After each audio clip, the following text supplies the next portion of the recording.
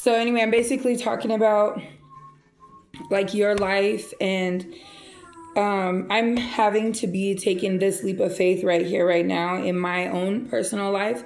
And so I'm kind of gonna document this journey.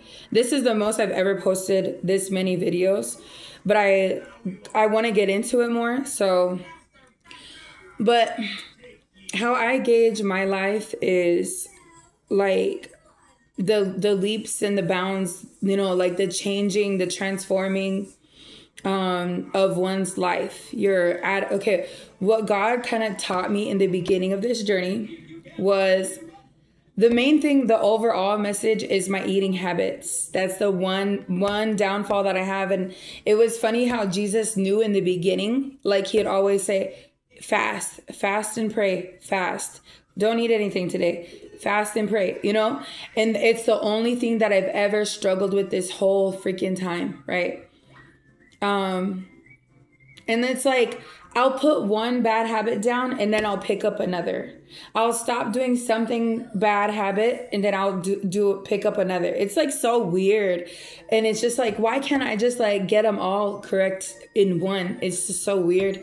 Like I quit drinking coffee like a month and a half ago maybe. And my skin really cleared up because I'm not shoving all that sugar into my body or that creamer or anything. Just straight water. We've been drinking soda here and there, but like I said, like from what I used to come from, living at my family's house, they drink a 12-pack per night. So one 12-pack will be gone. Like you bring it home in the evening, it's gone before the sun comes up, right? And I'm not judging them, and I don't pass judgment on nobody that drinks pop, because we sometimes still drink soda, pop, whatever.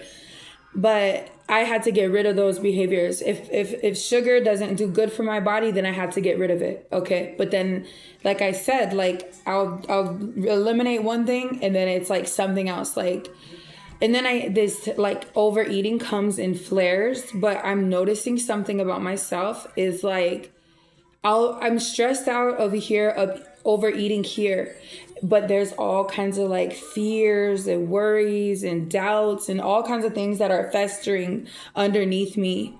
Nobody sees it, nobody knows it but me. And how this has to be like something that people have overcome. I'm not the first person to go through this, right? So I will get through it and I'll make it through it, but I just want to document this. But how I gauge my life is I don't think, it's kind of weird to say this. I think that you have to leave your family and go live your life and change it. God focuses on our soul. He doesn't focus on like your fake smile and your attitude that you present to the public, It's about the shadow work that you need to be doing. Like who have you not forgiven? And it's so hard because these things will never truly go. It's not just like a one and done deal, Some days down the road. And then I learned, I read this childhood trauma book, right? And this person said that your trauma that you faced and you went through in your childhood usually manifests in your 30s.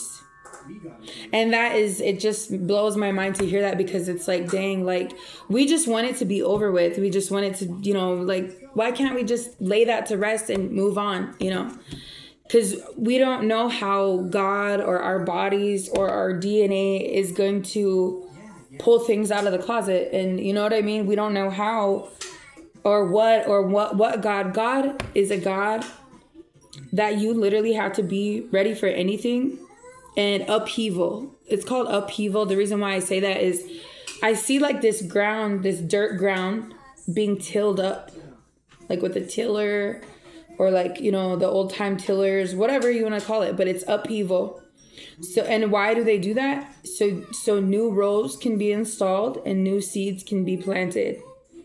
The weeds are jerked out before this. You got to jerk the weeds out, get all the ground prepped, and then you plow through or you till up the ground.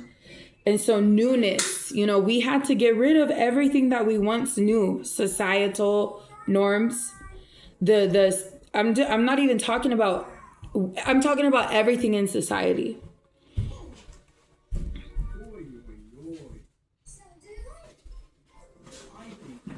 I'm talking about everything we thought we knew in society, meaning like eating 3 meals a day, snacks in between.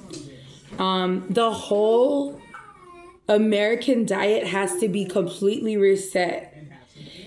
They should give us more fruits and vegetables on WIC, WIC. Now I think that they are, in some states, they are changing the SNAP EBT over to where you can't even buy sugary snacks and chips and all that. And I'm proud of that. But I mean, I'm already halfway there. I try to make my kids eat as healthy, but we've been snacking and, I've been overeating. But I know I just went to this counseling session and I know it's because of the stuff that I worry about underneath here under the surface. And literally how you take care of this is you clear it out with the Lord.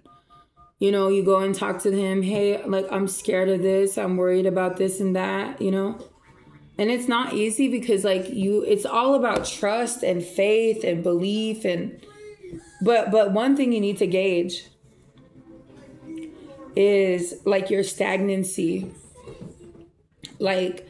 So I was in this good program, right? They forced you to get a job. They forced you to get your GED or do your schooling or whatever. They forced you to. I mean, it's not forced. You know what I'm saying? In order to be there and take advantage of their program, you have to do what they want you to do. You have to keep a job. You have to keep your kids in school. And this is the best program because one way or another, whether people like to admit it or not, there's a whole world going on out there. You know what I mean? There's a whole world going on out there. I see a lot of people trying to go so conservative that they live out there in a shack in the woods with a grill and by a water system, and they're just so totally conservative. Whenever I came to Jesus Christ and everything, what he kind of told me, and this is what I believe to be true, is we can't be all the way conservative to where we're living out in the woods in a shack somewhere with nothing and nobody and just doing the whole off-grid thing, right? And then we can't be all the way futuristic, technology, AI, that type of stuff. I do believe that you can use it to work to your advantage, but not get so sucked into where you're talking to ChatGPT and doing all these things,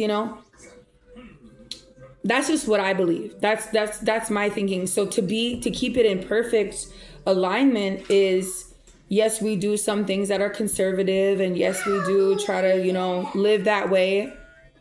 But on this other side, I believe that there's some things that we have to get kind of techie and kind of information wise about. You can disagree with me all you want, but that's what I feel in my heart about God and Jesus and everything like that. I don't think that he wants us fully immersed in AI, because I'm not. I feel like people yearn for a soul. And if I had to write something like an essay about something and I let ChatGPT or AI write this thing for me and it sounds all robotic, I could tell whenever something's written from AI and it doesn't sound like there's heart in it. I love when I read heart from people. Quiet. I love when I read something that is soulful, And I think that people are yearning for soulful things and for truth and for people to be breaths of fresh air and not so AI generated. You know what I mean? Because I don't know.